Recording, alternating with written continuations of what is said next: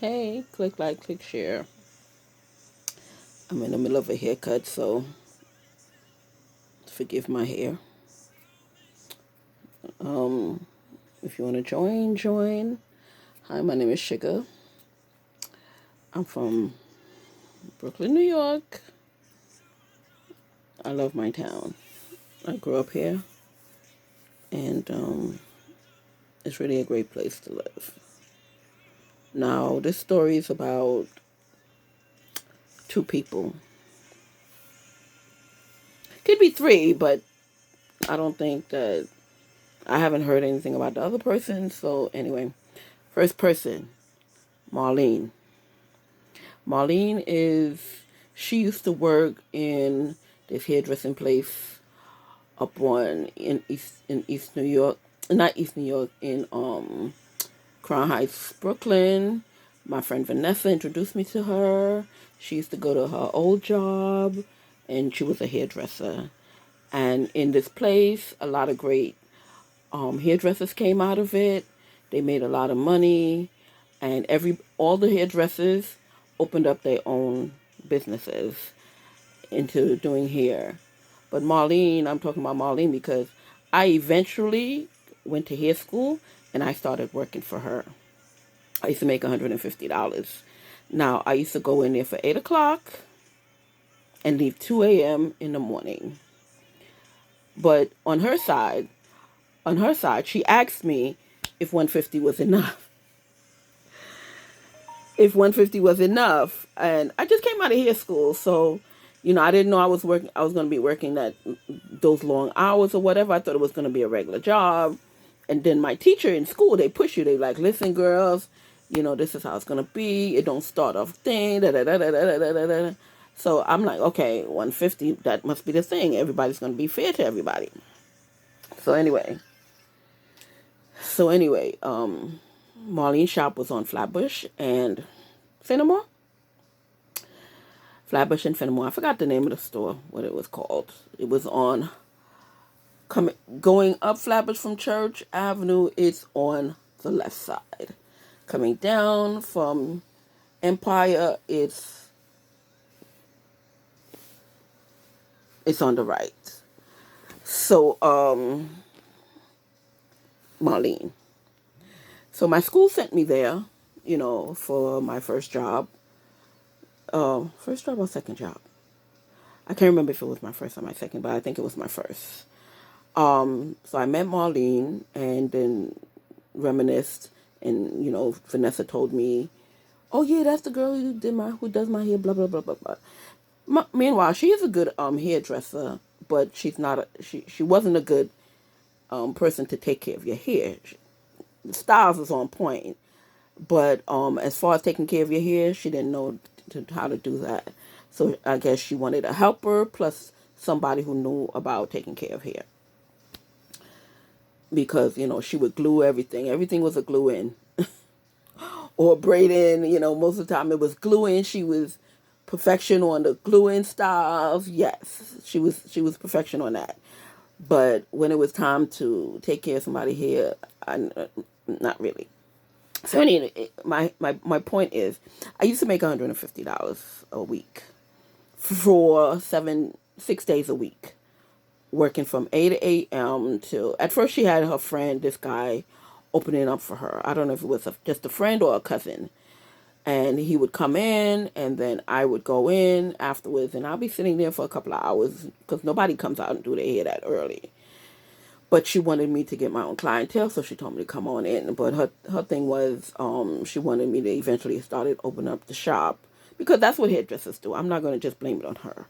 That's what we do. We try to find a new person and sort of kind of take advantage, so to speak, because you're training, so you got to pull some customers. So in order for you to pull customers, you got to be there early. So I understand the concept. So it's taking advantage, but not quite taking advantage. We're trying to help you build up your clientele as opposed to poaching off of our clientele, which is her clientele. They don't want me to poach. So therefore, they tell you to come in early. So anyway, I eventually started coming early in the morning. This guy used to open up. with me in there, and I would be there sitting for hours sometimes, and once in a while new customer would come in, and I would get to do it. So I was trying to build up my clientele. I wasn't, by no means I was as good as her at all. So that's why I kind of sort of took the 150, because she was a great hairstylist. So anyway, one day she was busy. I was exhausted, and because that shop was always busy, always. And I had to breathe for air sometimes. I'm talking about from the time she hits the door, from the time 2 a.m. at night. This is every night. From the time she hit the door at 12 o'clock to 2 a.m. at nighttime, it's busy. Okay? And no joking, no joking. She had mad clientele. So anyway, so one day it was payday, and she pulled me in the bathroom, and she said, "Rhonda, is this enough?" I said, "Yeah, because it was like my first or second week on the job." So I'm like, "Okay, I'm learning from a great stylist. I can do with the 150. I didn't take the job for the money. I needed I didn't really, I needed the money because I had a little kid, but I didn't really need the money. You understand? I just didn't want to dip into my savings, so because I paid for my school myself, cash. So anyway, she asked me to be on her side. She asked me. She said, "Is 150 enough?" Because I guess the previous person left because of the 150. So I said, "Yeah, no problem." So I'm not gonna downgrade and say, "Oh, she was taking advantage of me. She was only paying." I just didn't know it was going to be that busy. But on my side, you knew it was kind of busy. You could have raised my salary to at least 250, something like that. I think I deserved more, but anyway, so this is where I think that something happened. I'm telling you this story because my son is in his 30s. Her son is probably in his 30s too, because her son was older than my son.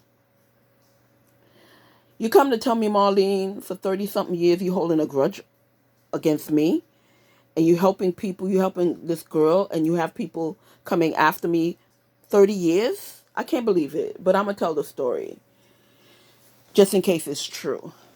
Because if it is true, I would like to see you in person.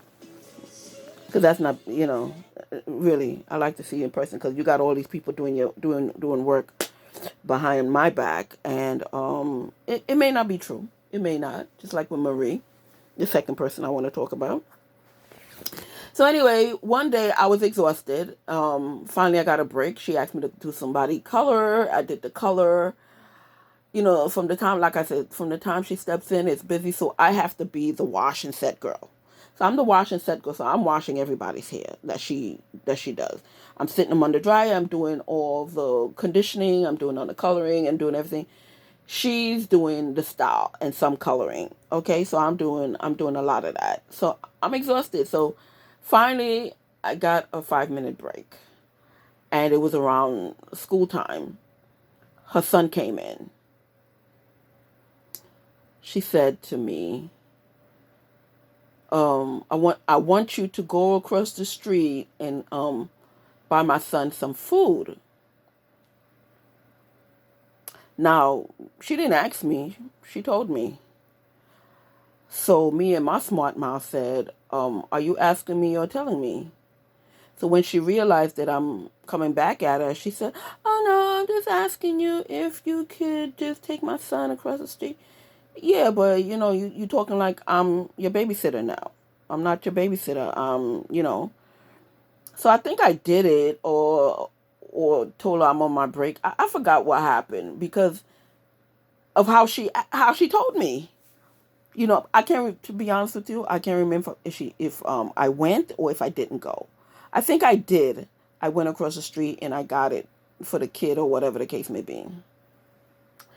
So 30 years later, you're holding that against me, Marlene? That I did or didn't go get your son some food? For real? Are you crazy?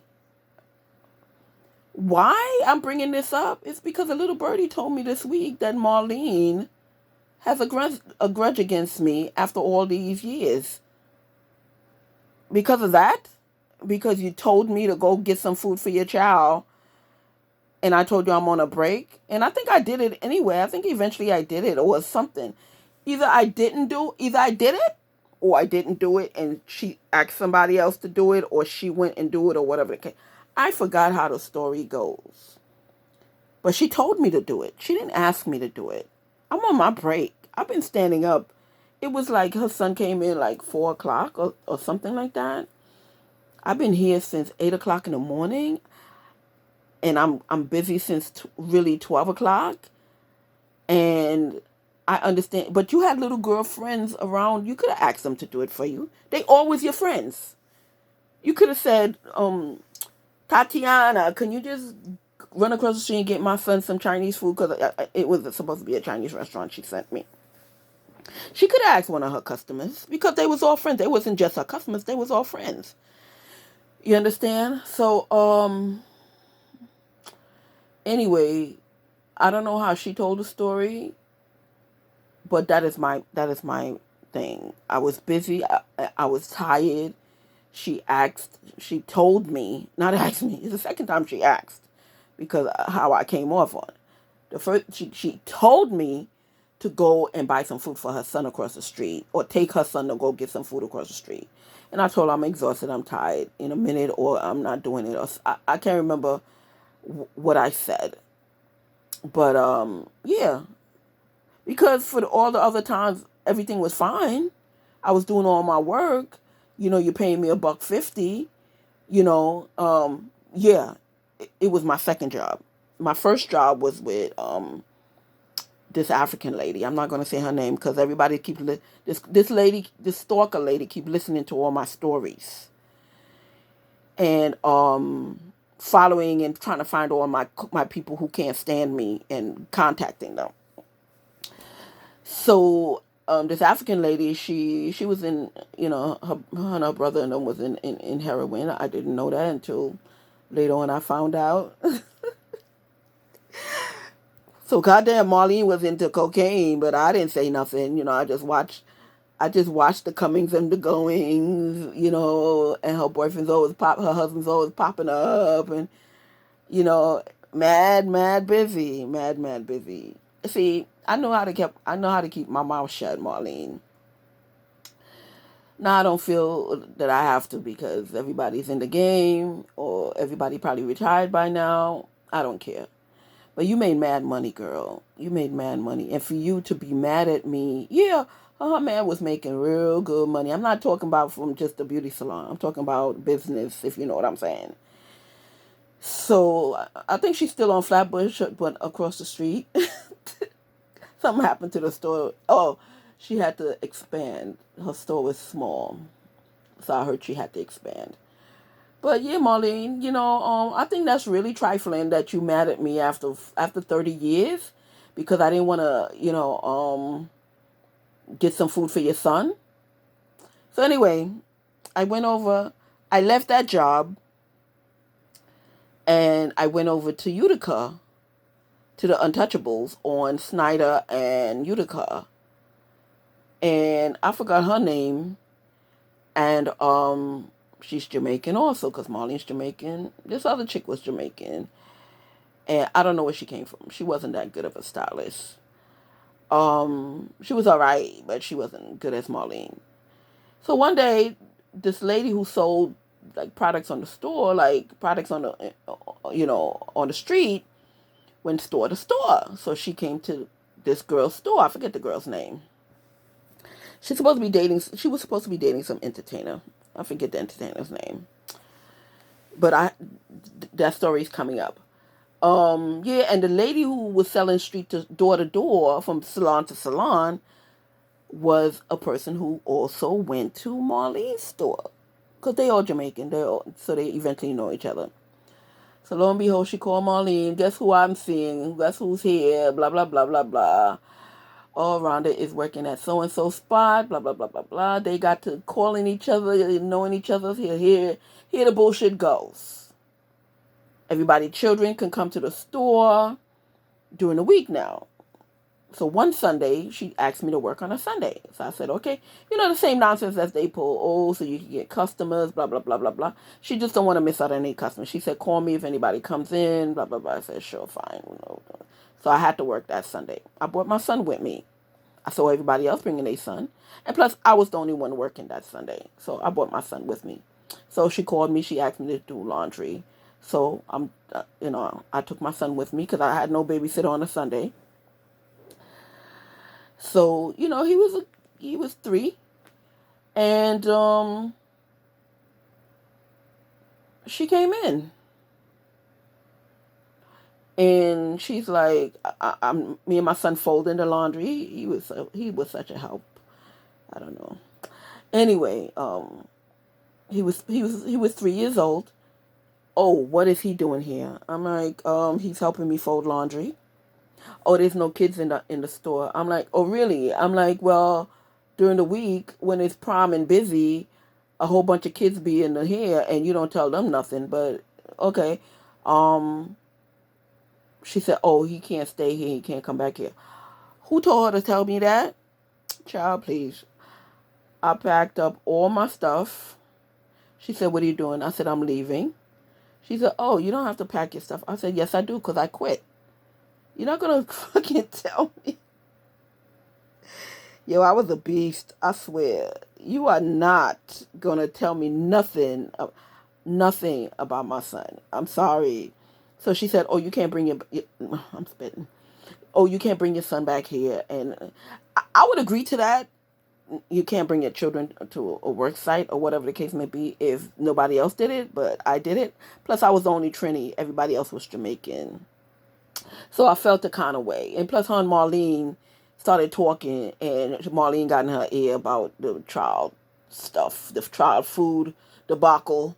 So she wanted to carry that on for 30 years. Meanwhile, her boyfriend, the lady on Utica, her boyfriend, supposed to be some artist, she calls me and she asks me, well, this story, I told it already earlier on. If you look at my early things, but I wanted to tell it again because somebody told me this week that Marlene was in um trying to set me up. So anyway, yeah, so I worked over there, and her boyfriend was some entertainer.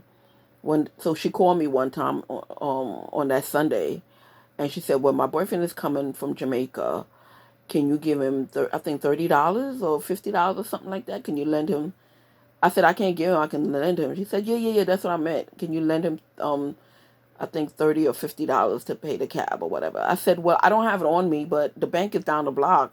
If he can stay here for a quick second, I can run to the bank." So I think she said, "Yeah," because I had no other way. I don't have the keys to the store. She didn't leave the keys to the store with me. She opened the store and left.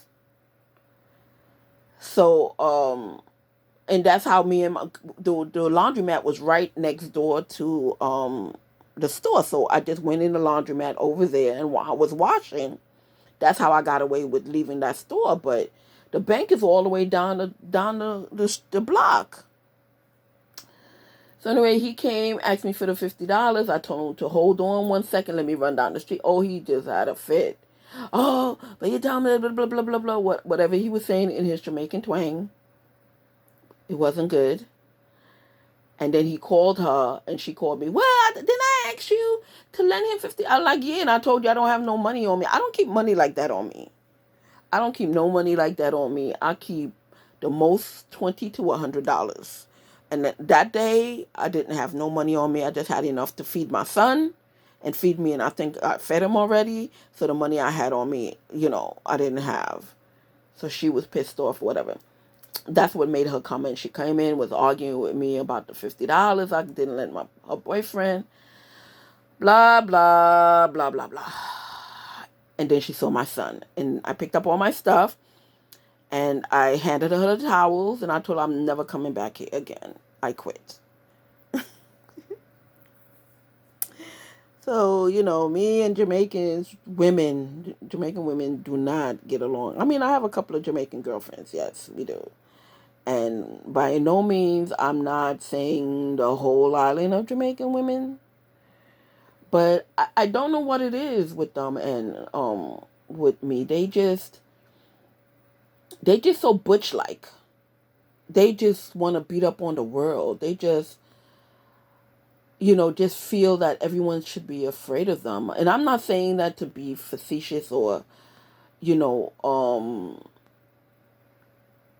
you know, nasty. I'm not. It's just that their attitude sucks. So that's why I stopped talking to not start, but I stopped talking to Jamaican men because when I dealt with Jamaican men, I had to deal with the ex girlfriend, not even the mother and the sister.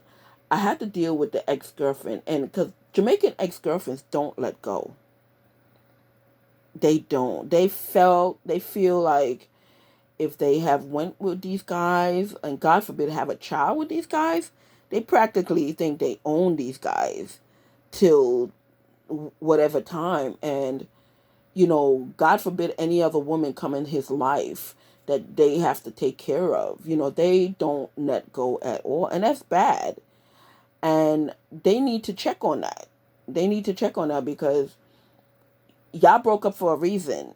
Even if he left or you left, y'all broke up for a reason. You broke up because y'all was not getting along.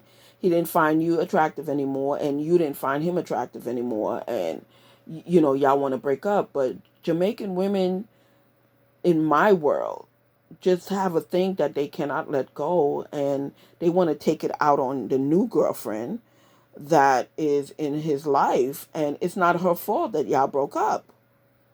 It's not her fault that y'all left. For the guys that I've dated, I asked them straight up, do you have a girlfriend? They tell me no, and then they don't. I find out they lying or whatever, and I leave them right away.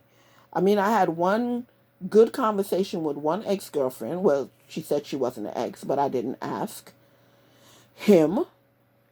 She called me up and she's like, well, Richard, um, I'm Richard's baby mother and we live together and blah, blah, blah. I'm like, oh, I'm sorry. I didn't know. He told me that you was in Miami. And she said, yes, I was in Miami, but now I moved to the Bronx, blah, blah, blah, blah, blah. And I'm like, cool. Me and her had a real adult conversation. And when I hung up the phone with her, I disconnected everything about Richard. Everything. I mean, I was madly in love with him. Yes, and he was Jamaican and she's Jamaican. I was madly in love with him. And what happened was when she asked me not to see him again, I honored that because she came out as a woman and say, that's my baby father and blah. She could have been lying, but it had to be some truth to it. And I knew that if I spoke to Richard, I would stay with him or whatever because he would come up with some lie. And I was so much in love with him that I probably would have not believe it, but want to believe it. So I out of respect, I changed my number the next day and I changed the lock on my door. And he came banging and I never answered and I never saw him after that. Several times he came to my house after that, banging on the door, want to talk to me. And I knew in my heart that if I opened that door, that I would betray another woman. And even though you're my enemy, I wouldn't do that to you as a woman because karma is a mother. You understand? Karma is a motherfucker. It is. Because if I would have did that to her after she done poured her heart out to me or speak to me as a woman and I would have still kept seeing him, something would have happened down the line that I would have been in love with somebody else and that would have happened to me.